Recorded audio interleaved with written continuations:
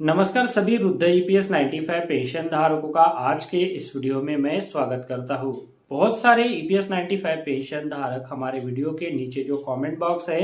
तो वहां पर कमेंट कर रहे हैं कि ईपीएस 95 पेंशन धारकों की जो पेंशन बढ़ोतरी है वो कब तक होगी। और कुछ पेंशन धारक ऐसा भी कहते हैं कि यह पेंशन बढ़ोतरी संभव नहीं है, इस सरकार के चलते पेंशन बढ़ोतरी नहीं होगी। यहाँ पर कुछ पेंशन धारकों के नेगेटिव विचार भी है, तो ऐसे कमेंट जो आप वीडियो के नीचे ना करें, क्योंकि जो संगठन ईपीएस 95 पेंशन धारकों की पेंशन बढ़ोतरी के लिए प्रयास कर रहे हैं, तो ऐसे संगठनों के प्रयासों के ऊपर ऐसे नेगेटिव कमेंट जो है वो प्रभाव डाल सकते हैं। हालांकि जो संगठन इसके लिए प्रयासरत है तो ऐसी बातों की तरफ वो ध्यान नहीं देते हैं और उनके प्रयास वो जारी रखे हुए हैं, ताकि जो ईपीएस 95 पेंशन धारक है तो उनको पेंशन बढ़ोतरी का लाभ जल्द से जल्द मिल जाए, ताकि वो जो जीवन है वो सम्मान पूर्वक जी सके। मौजूदा समय में जो ईपीएस 95 पेंशन योजना से प्राइवेट सेक्टर में जो कर्मचारी सेवानिवृत्त हुए हैं तो उनको जो मिलने वाली पेंशन है वो बहुत ही कम है। मौजूदा समय में कुछ पेंशन धारकों को 250 रुपए से लेकर 3000 रुपए तक की पेंशन मिलती है।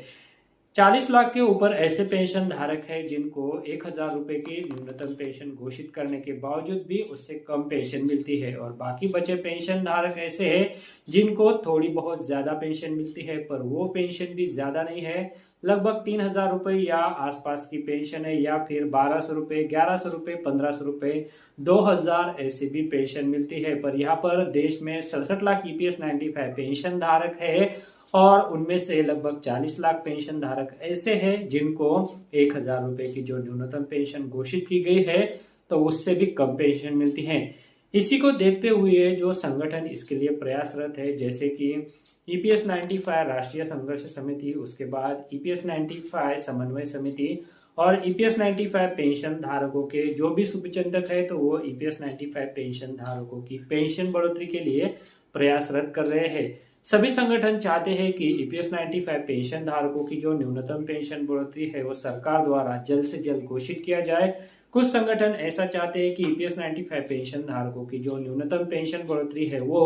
कोशियर समिति द्वारा जो राज्यसभा में रिपोर्ट सबमिट की गई थी तो उस रिपोर्ट के आधार पर पेंशन बढ़ोतरी की जाए। तब उस रिपोर्ट में कहा गया था कि कर्मचारियों को जो मिलने वाली पेंशन है वो बहुत ही कम है, ऐसे में उनको जो मिलने वाली पेंशन है उसमें 3000 रुपए तक की बढ़ोतरी हो, क्योंकि यहाँ पर तब जो सीलिंग लिमिट थी तो वो ईपीएफओ द्वारा सेट की गई थी और वो 6500 रुपए थी, और उस हिसाब से वह जो पेंशन बनती है तो न्यूनतम 3000 रुपए बनती है।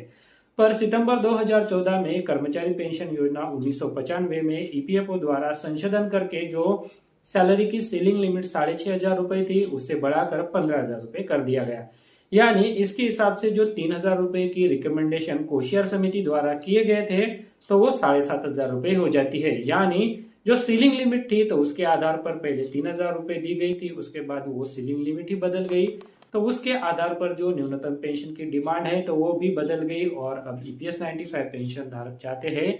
कि उनको जो मिलने वाली न्यूनतम पेंशन है वो 7500 रुपए हो, इसके नीचे ना हो। और उस पेंशन को महंगाई भत्ते के साथ भी जोड़ा जाना चाहिए, ताकि जो महंगाई का दर है तो वो भी आगे चल के जब महंगाई बढ़ेगी तो वो पेंशन की राशि भी उसके हिसाब से बढ़ती चली जाएगी, और जो इन्फ्लेशन का रेट है यानी जो डिफरेंस है महंगाई और मिलने वाली पेंशन का तो वो भी कम से कम रहेगा। इसके लिए पेंशन धारक चाहते हैं कि उनकी पेंशन को भी महंगाई भत्ते के साथ जोड़ा जाए। मौजूदा समय में हम सभी को पता है कि जो सरकारी कर्मचारी सेवानिवृत्त हो जाते हैं और जो सेवा में सरकारी कर्मचारी होते हैं तो उनको महंगाई भत्ता मिलता है, और जो पेंशन धारक होते हैं तो उनको महंगाई राहत मिलती है, यानी डीए और डीआर इसे कहते हैं। तो ये सरकारी कर्मचारियों के मामले में है, और इनको जो मिलने वाली पेंशन है तो वो पहले पुरानी पेंशन योजना के हिसाब से मिलती थी, पर सरकार द्वारा इसमें भी बदलाव किए गए हैं। और अभी जो मौजूदा समय में सरकारी क्षेत्र में जो लोग रिक्रूट हो रहे हैं तो उनको एनपीएस से जोड़ा जाता है, और वो भी डिमांड कर रहे हैं कि उनको एनपीएस से हटाकर जो पुरानी पेंशन व्यवस्था थी तो उससे जो वो बहाल करे, ताकि उसमें जो न्यूनतम पेंशन की गारंटी है तो वो ज्यादा होती है, ना कि यह एनपीएस में, क्योंकि एनपीएस एक बाजार पर आधारित पेंशन योजना है और इसमें कितना रिटर्न मिलेगा तो इसके बारे में अभी ज्यादा कुछ अच्छे रिव्यू सरकारी कर्मचारियों के सामने नहीं है, तो वो भी अपनी तरफ से आंदोलन कर रहे हैं कि उनकी पेंशन को जो पहले की व्यवस्था थी तो उसके हिसाब से ही रखा जाए। फिलहाल यहाँ पर उस सब्जेक्ट में हम बात नहीं करेंगे। इस सब्जेक्ट में हम बात करने वाले हैं ईपीएस 95 पेंशन धारकों की। तो जी हाँ, ईपीएस 95 पेंशन धारक कौन है? तो जो कर्मचारी प्राइवेट सेक्टर में काम करते हैं, जैसे कपड़ा उद्योग, चीनी उद्योग, चाय बागान उद्योग, और जो प्राइवेट कंपनीज होती है उसमें बहुत सारी कंपनीज आती है, मैन्युफैक्चरिंग सेक्टर आता है, मेडिकल सेक्टर भी आता है प्राइवेट सेक्टर में। तो ऐसे सेक्टर में जो काम करने वाले कर्मचारी है और जो कंपनियां ईपीएफ एक्ट 1952 के दायरे में आती है, यानी जिन कंपनियों में, जिन संस्थानों में 20 से अधिक कर्मचारी है, तो उनको ईपीएफ एक्ट 1952 के अंतर्गत उसे ईपीएफओ में रजिस्टर करना होता है और इनमें काम करने वाले कर्मचारियों को पीएफ का जो लाभ होता है वो देना होता है। अब कर्मचारी पेंशन योजना 1995 में शुरू की गई। इससे पहले यह योजना कर्मचारियों के लिए नहीं थी, कोई अलग पेंशन योजना थी। तो जो प्राइवेट सेक्टर में काम करने वाले कर्मचारी है, तो 1995 की जो पेंशन योजना है, तो उससे पहले की जो पेंशन है तो वो किस आधार पर कैलकुलेट की जाती थी, तो उसके बारे में भी मैंने एक डिटेल आर्टिकल आपके लिए प्रकाशित किया हुआ है। तो उस आर्टिकल में आप देख सकते हैं कि कौन कौन से फैक्टर्स का इस्तेमाल करके 1995 की पहले की जो पेंशन है उसकी गणना होकर उसे बाद में ईपीएस 95 पेंशन योजना का जो फॉर्मूला है पेंशन गणना का, तो उसके साथ जोड़कर जो कुल पेंशन होती है तो उसका भुगतान किया जाता है। तो उस आर्टिकल को पढ़कर आप उसके बारे में पूरी जानकारी ले सकते हैं। इसके लिए मैं आपको उस आर्टिकल का लिंक इस वीडियो के डिस्क्रिप्शन में दे दूंगा। उस आर्टिकल को आप ध्यान से पढ़िए। उसमें मैंने दिया हुआ है कि आप किस तरह से 1995 की पहले की पेंशन आप कैलकुलेट कर सकते हैं और 1995 के बाद ईपीएस 95 पेंशन योजना की जो पेंशन है वो कैलकुलेट कर सकते हैं। फिलहाल यहाँ पर मौजूदा समय में पेंशन की जो गणना होती है तो वो आपको मिलने वाली टोटल सैलरी के ऊपर ना होकर ईपीएफओ द्वारा कर्मचारी पेंशन योजना 1995 में जो अंशदान की एक सीलिंग लिमिट लगाई गई है तो उसके आधार पर होती है। मौजूदा समय में यह सीलिंग 15,000 रुपए है। इससे पहले यह 6,500 रुपए थी और उससे पहले जब 1995 में यह योजना शुरू की गई तो वो एक 5 या 5,500 ऐसी कुछ रकम थी। तो यहाँ पर अगर आप इन तीनों दिन से आपकी सर्विस है तो आपको उस जोन के हिसाब से जो कैपिंग लिमिट थी तो उसके हिसाब से आपकी पेंशन की गणना करके आपकी कुल पेंशन जो है वो कैलकुलेट की जाएगी और आपको उतनी पेंशन रिटायरमेंट के बाद मिलेगी। ईपीएस 95 पेंशन योजना में कंट्रीब्यूशन कौन करता है? तो जी हाँ, हर कर्मचारी को ईपीएफ एक्ट के अंतर जो कंपनियां रजिस्टर होती है तो वो ईपीएफ में जो कर्मचारी की बेसिक सैलरी और डीए होता है तो उसका 12% डिडक्ट करती है और इतना ही कंट्रीब्यूशन कंपनी द्वारा भी पीएफ खाते में किया जाता है। यानी कर्मचारी का 12% और जो नियोक्ता होता है, कंपनी होती है, तो उसका भी 12% जाता है। यानी कुल मिलाकर जो 24% बेसिक और डीए का जो कंट्रीब्यूशन होता है वो ईपीएफ में हर महीने जमा किया जाता है। अब जो कर्मचारी का 12% होता है तो वो सीधे सीधे ईपीएफ में चला जाता है। बाकी बचा हुआ 12% जो नियोक्ता द्वारा दिया जाता है उसके दो हिस्से होते हैं। एक हिस्सा कर्मचारी पेंशन योजना 1995 में दिया जाता है। जैसा कि मैंने आपको बताया कि कर्मचारी पेंशन योजना में कंट्रीब्यूशन के लिए जो सीलिंग लिमिट लगाई गई है वो मौजूदा समय में 15,000 रुपए है। यानी आपकी अगर बेसिक सैलरी और डीओ को मिलाकर 15,000 रुपए से ज्यादा सैलरी होती है, मान लीजिए 20,000 रुपए होती है, तो ये 20,000 रुपए वहां पर कंसिडर नहीं किए जाएगी। केवल 15,000 रुपए जो कैप लिमिट है तो वो कंसिडर करके इस कैप लिमिट का 8.33% एम्प्लॉय पेंशन स्कीम में जमा किया जाएगा और बाकी बचा हुआ 3.67% कर्मचारी के ईपीएफ खाते में चला जाएगा। इसके अलावा जिन कर्मचारियों की बेसिक सैलरी 15,000 रुपए से कम है तो ऐसे कर्मचारियों के मामले में सरकार की तरफ से भी ईपीएस 95 पेंशन योजना में 1.16% का अंशदान दिया जाता है। बाकी कर्मचारियों को यह अंशदान अभी नहीं दिया जाता। अभी मौजूदा समय में मेरा अगर मैं पासबुक देखूं तो मेरी सैलरी भी 15,000 रुपए से ज्यादा है। ऐसे में जो कैपिंग लिमिट है तो वो 15,000 रुपए पर सेट है और जो मेरा हर महीने कंट्रीब्यूशन 8.33% जो बेसिक सैलरी है उस पर ना जाकर कैपिंग लिमिट 15,000 रुपए है तो उस पर जाता है और यह जो 8.33% है 15,000 रुपए का तो वो 1,250 रुपए है। 1,250 के ऊपर आपका जो कंट्रीब्यूशन है वो ईपीएफ में नहीं जाता है। और जो पूरा 12% होता है तो उसमें से 1250 रुपए निकाल कर जो भी बाकी बचा हुआ होता है तो कर्मचारी के ईपीएफ खाते में जोड़ दिया जाता है। इस तरह से ईपीएफओ द्वारा जो कैप लिमिट लगाई गई है कंट्रीब्यूशन के लिए, तो उसी तरह से जब कर्मचारी सेवानिवृत्त होता है तो उसकी गणना के लिए भी यह कैपिंग लिमिट ही लगाई जाती है, ना कि आपकी पूरी सैलरी लगाई जाती है। अगर पूरी सैलरी को जो पेंशन की गणना होती है तो उसमें अगर हम लगाते हैं तो आपकी पेंशन आपकी जो अंतिम सैलरी होती है तो उसके आधार पर कैलकुलेट किए जाएगी, जो कि काफी ज्यादा होगी। अभी मौजूदा समय में अगर मान लीजिए, मैं एक छोटा सा एग्जांपल आपको देता हूं, आपने 35 साल तक काम किया है, यानी आपने टोटल 33 ईयर्स तक जो है वो सर्विस की, और अगर आपने 20 साल तक सर्विस कंटिन्यूअस की है तो आपकी जो पेंशन की गणना है तो उसमें जो सर्विस के ईयर्स होते हैं तो उसे पकड़ते हैं, तो उसमें अगर आपने 20 साल तक पूरी सर्विस दी है तो आपको 2 साल के अतिरिक्त पीरियड मिलता है, यह बोनस कहा जाता है। यानी 20 साल आपने टोटल सर्विस की और जो 2 बोनस ईयर्स है तो उन्हें अगर हम मिलाते हैं तो ऐसे 22 ईयर्स बन जाते हैं। ऐसे में आपने अगर 33 ईयर्स तक सर्विस की है और उसमें अगर हम 2 ईयर्स का बोनस जोड़ते हैं तो वो 35 ईयर की सर्विस हो जाती है। अभी आपकी अंतिम सैलरी 25,000 रुपए है, पर कैपिंग लिमिट की वजह से आपको जो पेंशन की गणना के लिए सैलरी पकड़ी जाएगी तो वो केवल 15,000 रुपए पकड़ी जाएगी। अब पेंशन का फॉर्मूला यह कहता है कि आपकी जो पेंशनेबल सैलरी है उसे आपको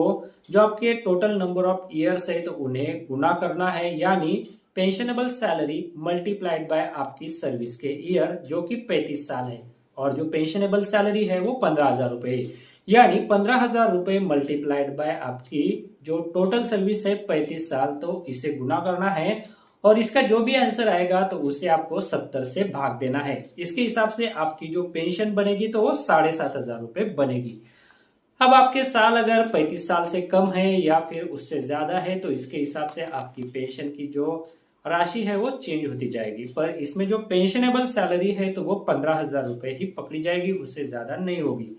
अब मान लीजिए सुप्रीम कोर्ट में जो मामले दाखिल किए गए हैं, अगर सुप्रीम कोर्ट का फैसला अक्टूबर महीने में आता है और यह जो पेंशनेबल सैलरी की लिमिट है उसे हटाकर सुप्रीम कोर्ट के फैसले के अनुसार बढ़ा दी जाती है, इसके ऊपर 25,000 रुपए ऐसी सीलिंग लिमिट लगाई जाती है, या फिर जो कर्मचारी की अंतिम सैलरी है वो सीलिंग लिमिट मानी जाती है, तो इसके हिसाब से आपकी पेंशन कितनी होगी। तो जी हाँ, अगर ऐसा होता है तो आपकी पेंशन में कई गुना बढ़ोतरी हो जाएगी। मान लीजिए आपकी अंतिम बेसिक सैलरी 50,000 रुपए है और सुप्रीम कोर्ट का आदेश दे दिया गया कि कर्मचारियों को किसी भी सीलिंग लिमिट पर पेंशन ना देकर उनकी जो अंतिम सैलरी है उसके हिसाब से पेंशन का भुगतान किया जाए। इससे पहले भी यह फैसला सुप्रीम कोर्ट द्वारा अप्रैल 2019 में कर्मचारियों के पक्ष में सुनाया जा चुका है, पर ईपीएफओ द्वारा इस फैसले के ऊपर और यूनियन ऑफ इंडिया द्वारा ये जो फैसले दिए गए थे सुप्रीम कोर्ट द्वारा, तो इनके ऊपर सुप्रीम कोर्ट में एक पुनर्विचार याचिका दाखिल की गई है, जिनके ऊपर सुप्रीम कोर्ट से फैसला आना बाकी है। अगर सुप्रीम कोर्ट द्वारा जो पहले फैसले दिए गए थे उसे बरकरार रखा जाता है तो कर्मचारियों को जो उच्च पेंशन मिलने का रास्ता है वो साफ हो जाएगा। तो जी यहाँ पर जो मैंने अभी कहा कि अगर 50,000 रुपए आपकी अंतिम सैलरी है तो सुप्रीम कोर्ट के फैसले के बाद फिर आपको कितनी पेंशन मिलेगी। तो जी 15,000 रुपए की जगह पर अगर हम 50,000 रुपए लगाते हैं और उसे 35 साल से गुना करते हैं और 70 से भाग देते हैं तो आपको जो मिलने वाली पेंशन है वो यहाँ पर 25,000 रुपए हो जाएगी, ना कि 7,500 रुपए। इसके अलावा यहाँ पर आपकी बेसिक सैलरी 60,000 रुपए है तो मिलने वाली पेंशन भी 30,000 हो जाएगी। बेसिक सैलरी आपकी 1,00,000 रुपए है तो मिलने वाली पेंशन आपको 50,000 रुपए मिलेगी। यह जो 50,000 रुपए है तो अभी मैंने सारे एग्जांपल दिए, तो इनमें आपकी जो पेंशन के लिए सर्विस का पीरियड मैं पकड़ रहा हूं तो 35 साल पकड़ रहा हूं। अगर आपका सर्विस का पीरियड कोई अलग है तो ये पेंशन की रकम भी बदल सकती है। तो यहाँ पर जो फॉर्मूला है तो उसमें अगर जो सैलरी है वही बढ़ जाती है तो आपको मिलने वाली भी पेंशन बढ़ जाएगी। इस तरह से आपको जो है वो पेंशन में बढ़ोतरी का लाभ मिलेगा। पर यह पेंशन में बढ़ोतरी का लाभ कब मिलेगा, तो सुप्रीम कोर्ट का फैसला अगर कर्मचारियों के हक में फिर से दिया जाता है तो,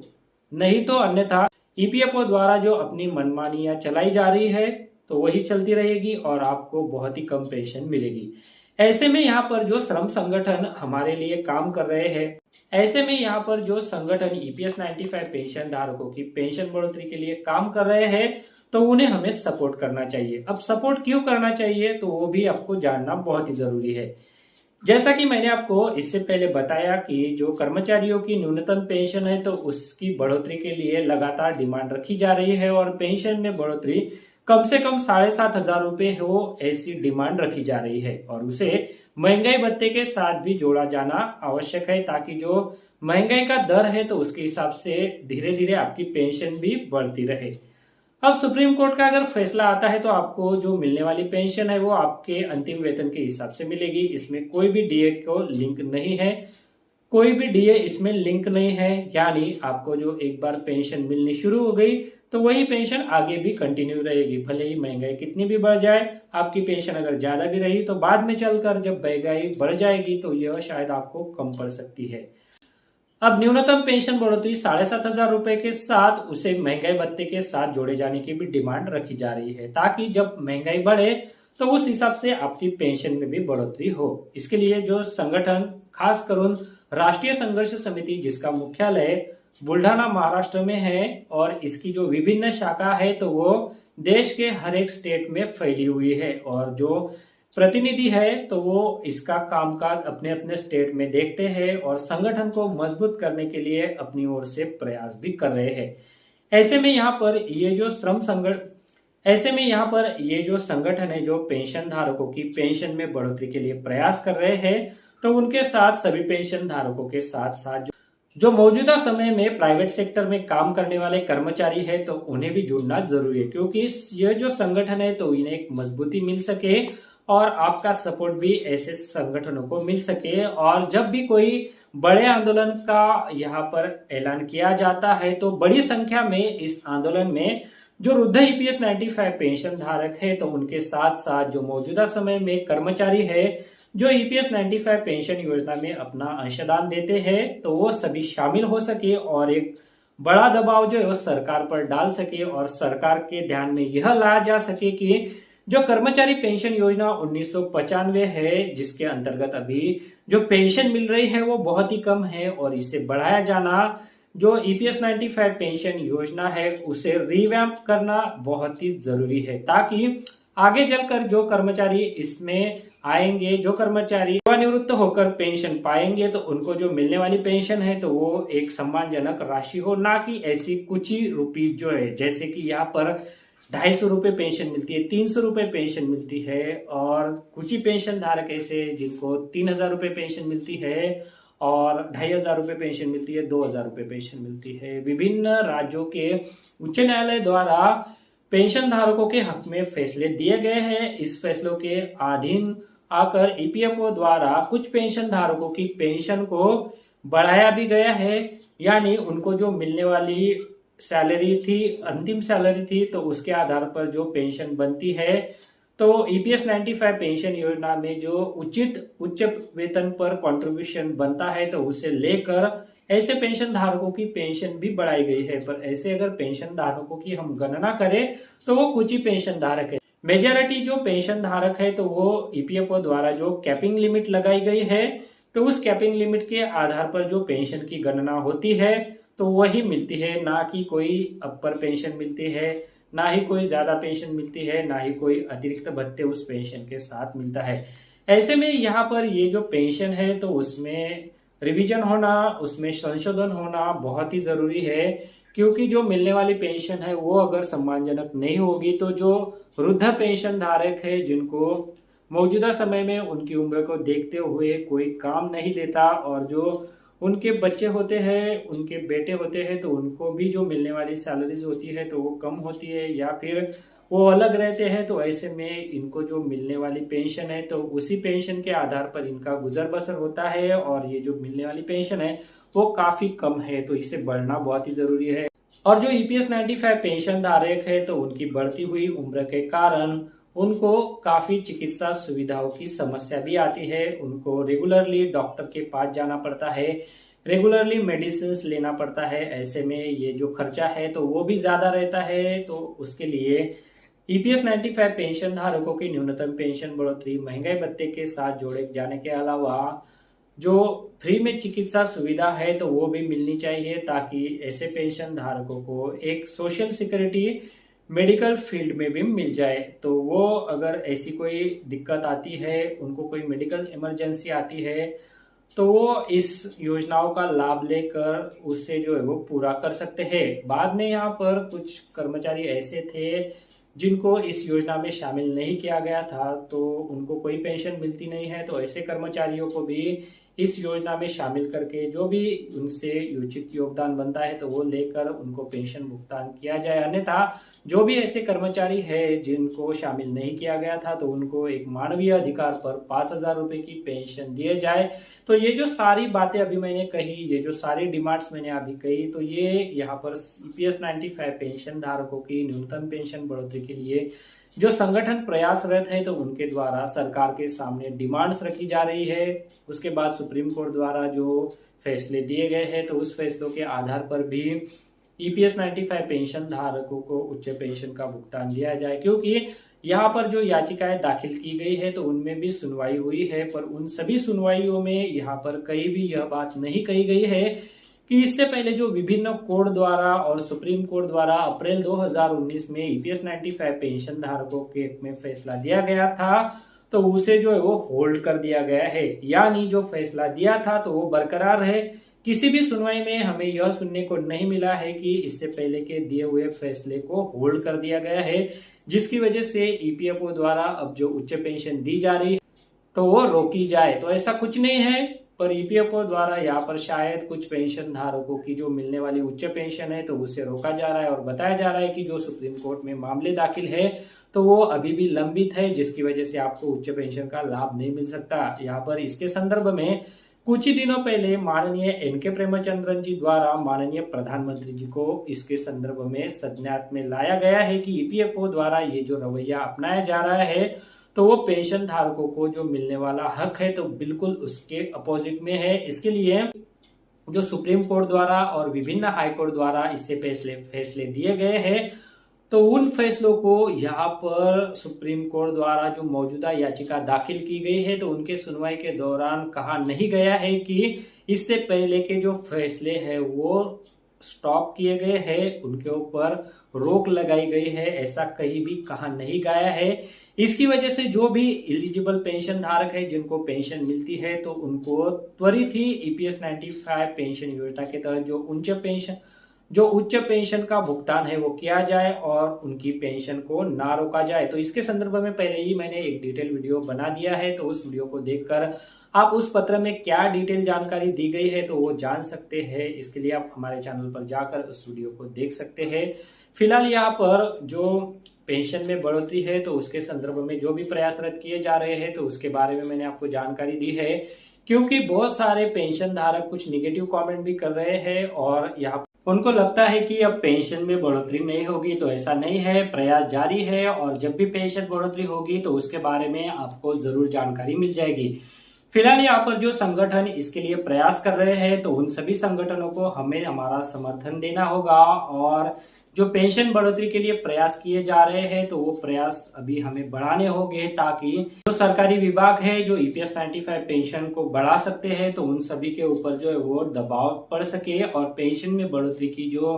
प्रक्रिया है तो वो तेजी ला सके। तो जी ईपीएस 95 पेंशन धारकों की ये जो पेंशन बढ़ोतरी है तो वो यहाँ पर कब होगी ये तो हम कह नहीं सकते, पर इसके लिए जो प्रयास है तो वो जरूर किए जा रहे हैं। तो वो प्रयास हमारे जारी रहेंगे और पेंशन धारकों की पेंशन बढ़ोतरी जब तक ना हो तब तक हम भी यहाँ पर चैन से नहीं बैठेंगे, क्योंकि ईपीएस 95 पेंशन धारकों की पेंशन में बढ़ोतरी होना बहुत ही जरूरी है, क्योंकि जो अभी मौजूदा समय में पेंशन मिलती है